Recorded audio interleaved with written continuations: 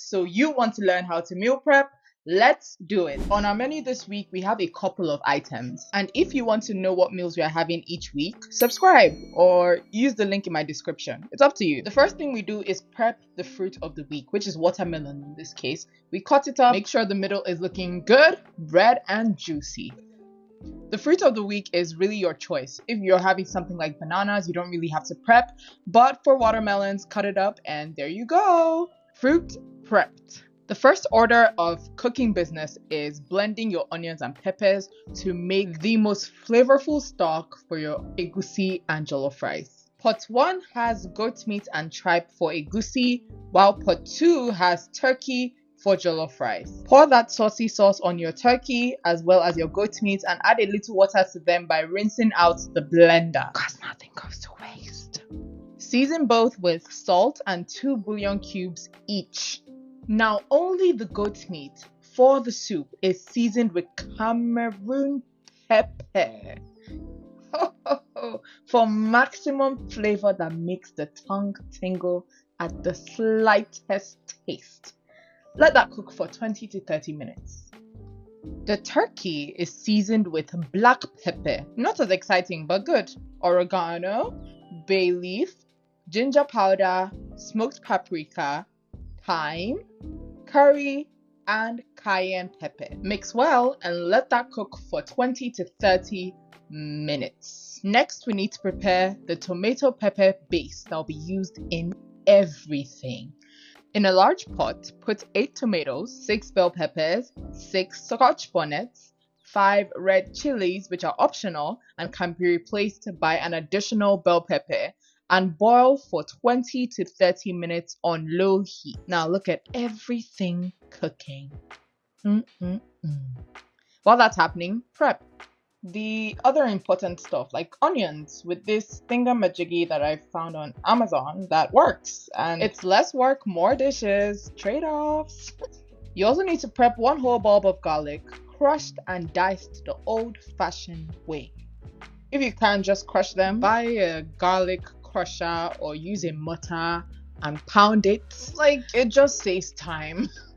Now that the goat's meat is done and the turkey is also done, looking like it's supposed to, turn off the heat and turn on the oven.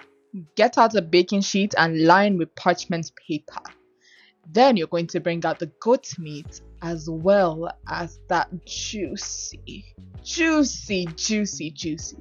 looking turkey, and fill up the tray until you have all the meats except the tripe. We don't bake the tripe. Put everything in the oven and bake at 350 degrees for 15 minutes.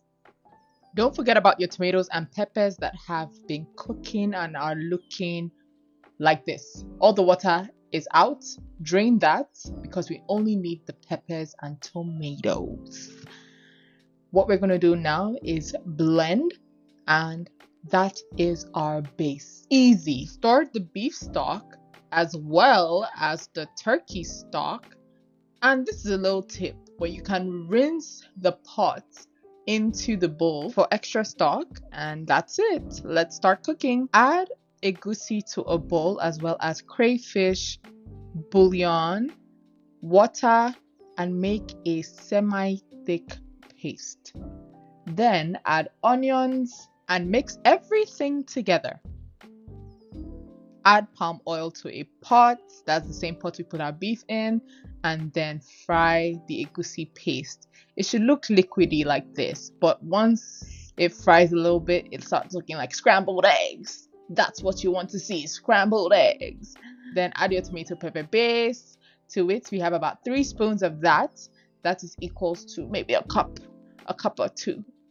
Let the flavors blend and let it cook. Your grilled meat should be done at this point, looking brown, smelling good, tanned, brown skinned beauty.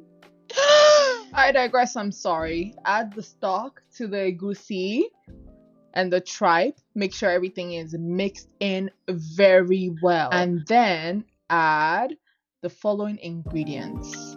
We have dry fish, then smoked turkey, optional but really good, your grilled meat, periwinkle that has been dried, optional. Then we add some crayfish to that, as well as iru, locust beans. It's optional, but it tastes really good and gives the egusi that local flavor that you're looking for. Makes it taste like home. Let that cook, and then we can forget about it for 15 minutes. Now we start our jollof rice. This is olive oil. You can use vegetable oil to saute your onions. The onions should be fried until translucent. Remember, if it's not translucent, that means the flavor is not in the oil. Then add some of that chopped garlic we chopped earlier to add some extra flavor to the oil and aroma as well. The kitchen should be smelling like the best restaurant. This is Derica, a local Nigerian tomato paste, but you can use any tomato paste you want. This was my first time using Derica and it was good. Like, it gave me the flavor that I was looking for, as well as the color that I was looking for this jollof rice. But there are other elements that would also give you that color. Now fry the tomato paste until it's dark, then add your tomato pepper base. This sauce will be used for two things, so let it cook for a little bit while we check on the egusi. Oh, it's cooked, it's looking good, smelling nice. You can add your chopped spinach to this, and a few minutes later, your egusi is done. The spinach I used in this recipe is actually from my previous meal prep last week. So subscribe so that you can follow along this series, so that you know what to do with your leftovers, reduce waste, and always have food in your fridge. So I said we're going to use this stew for two things. We're going to separate a little bit of this for our turkey, because we're going to stew our turkey. It's not going to be plain and just baked. We need it to look red and delicious. This is turkey stock that is added to the tomato pepper base for the jollof rice. Reserve a little bit for your turkey sauce. You see, I didn't add a lot of water. I didn't even add any water. I used just the tomatoes, peppers, and the stock. No water was added. That means the flavor is concentrated. Season with salt, bay leaf, oregano, thyme, cayenne pepper, curry powder, black pepper, and mix it very well. This is washed rice. We have about 3.5 cups of rice. Mix everything together. People prefer to cook this on their stove, but I prefer to cook it in the oven just because I didn't use enough water to properly cook it thoroughly, and I need it to cook evenly. So putting it in the oven does the trick for me. You can put it on the stove, but if you're going to do that, then I advise adding more water to the rice so that it cooks more evenly. The sauce that we reserved goes into a new pot, the same pots that we used for boiling our tomatoes and peppers. You can add olive oil to the pot just to fry the pepper a little bit. Then add that reserved turkey stock just for additional flavor. A little bit more scotch bonnet if you want it to be spicy. And then your baked turkey along with small chenkele water. Small. Season with oregano, thyme, and parsley. I didn't do much. Don't do much. It tastes good just the way it is. Don't add extra salt. It's going to be good. And let it cook for 5 minutes. Then you are left with this beautiful turkey. If you aren't doing this already, clean up so that you can be ready for phase 2. When your cleanup is done, so should your rice be. It took about 30 to 40 minutes for the rice to cook thoroughly. And when I looked at it, I knew it was perfect. This is what you want to see when you open up the pot. The rice should be fluffy. It shouldn't be gummy. It should be like falling apart.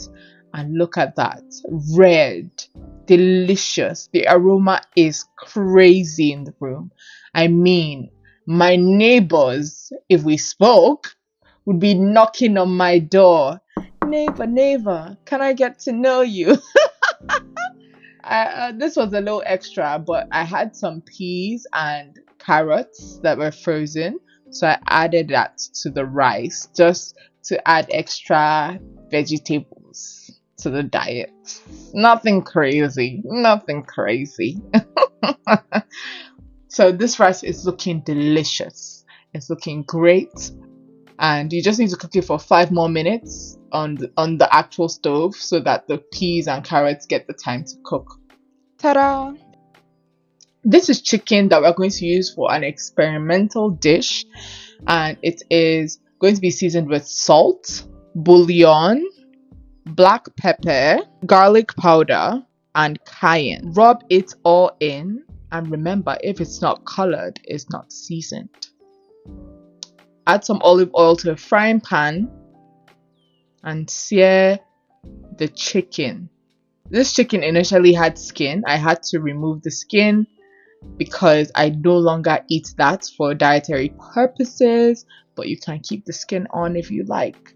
And once the chicken is seared, you're going to set 2 aside to be baked and the rest for this sauce. So there were initially 6 in a pack, and I set 2 aside for my chicken sandwich.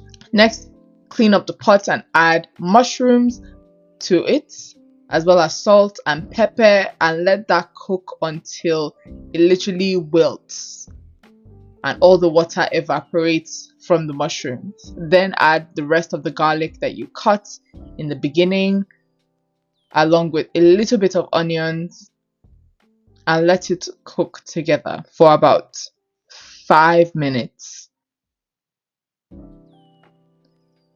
Once it's cooked, put it in a bowl to the side, and then we begin to make our thickener with flour and a little water. You want to make a paste that is a little runny, and then once it's stirred properly with no lumps, you add it to the pot. Let it cook on low heat in the pot until it thickens, and as it thickens, you keep on stirring till it browns a little bit, and then add some stock and keep on stirring so that it doesn't form lumps. Add soy sauce, a little bit of ketchup, and stir until everything melts, and you should see the color changing. Then add mushrooms, the mushrooms you fried, and once everything is mixed, add the chicken back to the pot to cook fully. This should take 15 minutes. Season with salt, stir just a little bit, and cook on low heat. And after 10 minutes, you should have this yummy chicken mushroom soup. The 2 chickens you left us to the side should be baked in the oven for about 7 to 10 minutes until you have something like this. And this chicken thigh is what's going to be used for our chicken sandwich. So put the 2 chickens in a bowl and shred it. Remove all the bones, all the skin. You don't need that for your chicken sandwich. Once it's shredded to your satisfaction, add ketchup as well as 1 spoon of mayo and mix everything together. When it's time for breakfast, you're going to stuff this mixture between brioche buns, and it tastes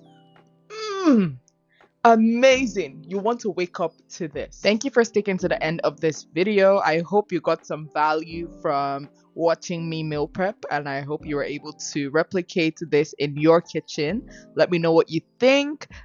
And also subscribe. I'm going to have some additional information in my bio if you want to follow along every week to know what to do with your leftovers. Until next week, bye!